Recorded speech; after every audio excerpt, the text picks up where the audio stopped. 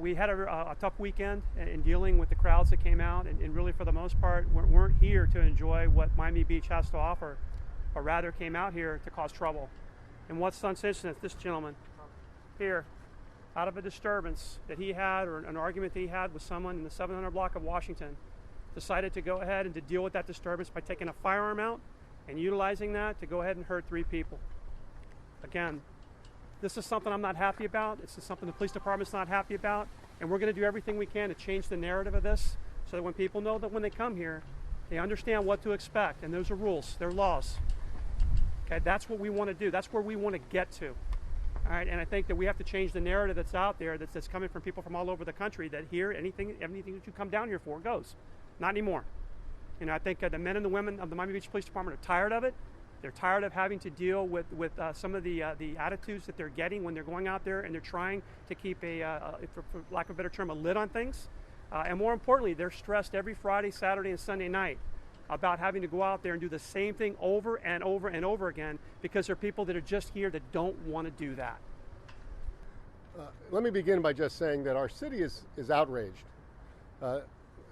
What we've seen this weekend, and frankly showing itself for some time now, is well beyond unacceptable for our residents and for, frankly, the people behind me. I get the blotter every morning. Sometimes in the middle of the night I'm called, and what's something people should take notice of is that almost always the perpetrator and the victim, or just the people who are in an argument, they're visitors here. They're not our residents. Our residents are never a perpetrator or usually even a victim. The point is, our city is essentially a playground for other people.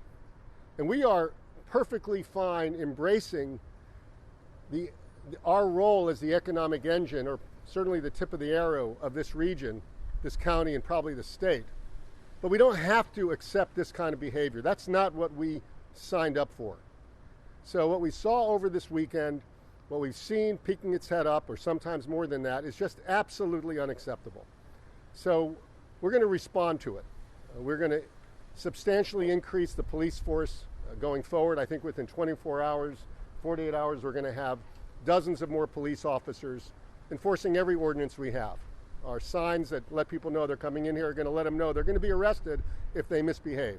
It's that simple. We have beautiful beaches, great restaurants, great things to do, wonderful venues. We just ask that you follow the rules.